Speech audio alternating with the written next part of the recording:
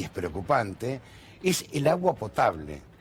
Y estos son datos que el INDEC no mide todo el país, mide algunas regiones. Por eso cuando se habla y se publica, la realidad hay que mirarla en los datos propios del propio Estado. Vamos a mostrar algunos datos de la realidad, ¿te parece, Dani? Dale, me parece. Ah, no está en placas, Antonio. Bueno, no están las placas. Pero bueno, basta recordar aquel momento en que el presidente de la Nación, bueno, contestaba esto, María Eugenia Vidal, por ejemplo, cuando decía, bueno, no se inunda más, pero hay obras, bueno, en realidad las estamos empezando.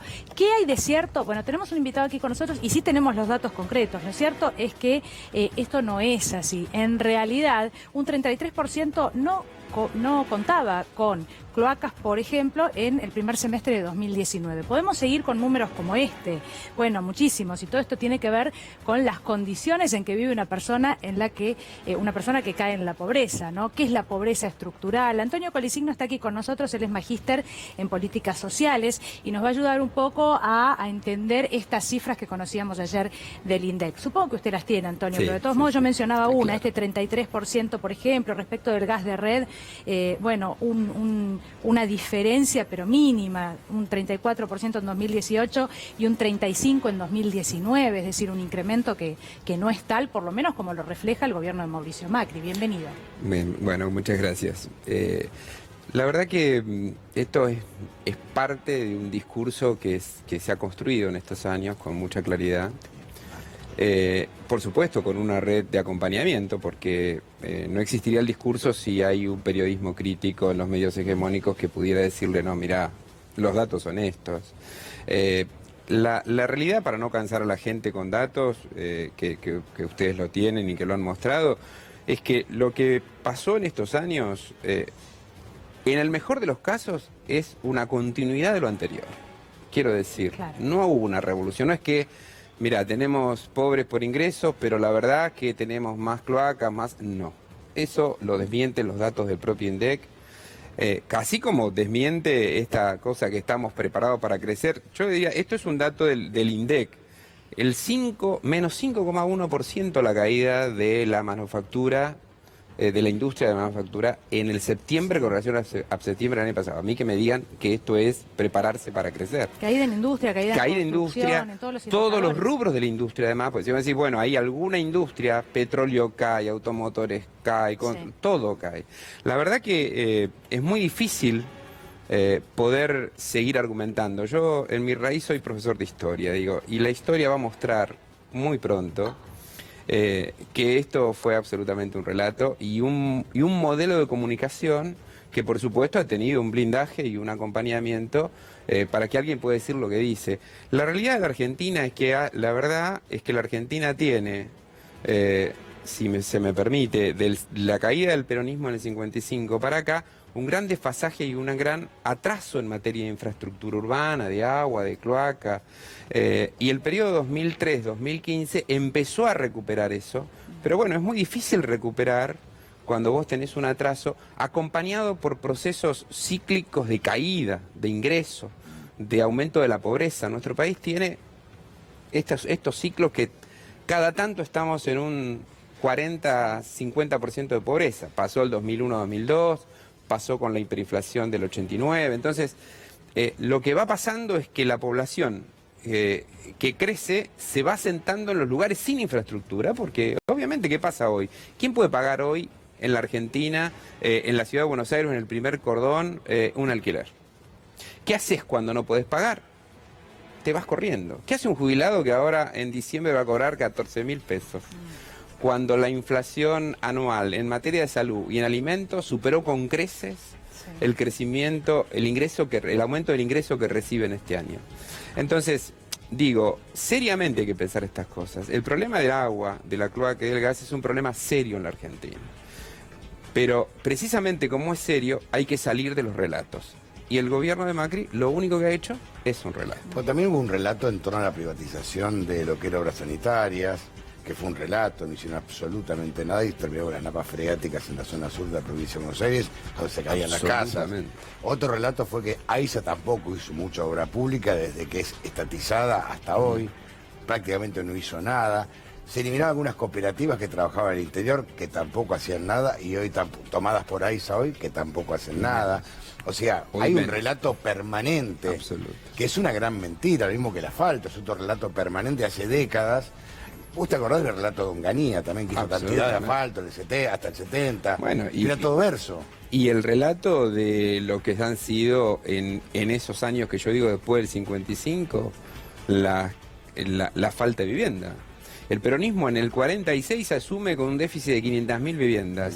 Y la discusión con números, porque como todo hay discusiones, hay distintas estadísticas, ¿Cuántas sí y cuántas no? pero todos de 350.000 para arriba en 9 años. Yo digo, no porque lo hemos vivido, sino porque lo hemos estudiado. Los planes de vivienda del propio Frondizi, los famosos mediocaños, o lo de Onganía, los núcleos habitacionales transitorios que hoy todavía existen en algunos lugares del conurbano, que era un núcleo húmedo y un núcleo seco para que la gente vaya a vivir por 6 meses y aprenda a vivir, decía el decreto de Onganía, Con la famosa tema con agua y cloaca. Cuando le dabas parqué quemaban las... Exactamente. la Bueno, madera. eso no es relato, esa es la historia Claro. de los 50, 60, 70 años. Digo después del peronismo, pero el peronismo la verdad que fue el que de alguna manera planificó y avanzó en eso.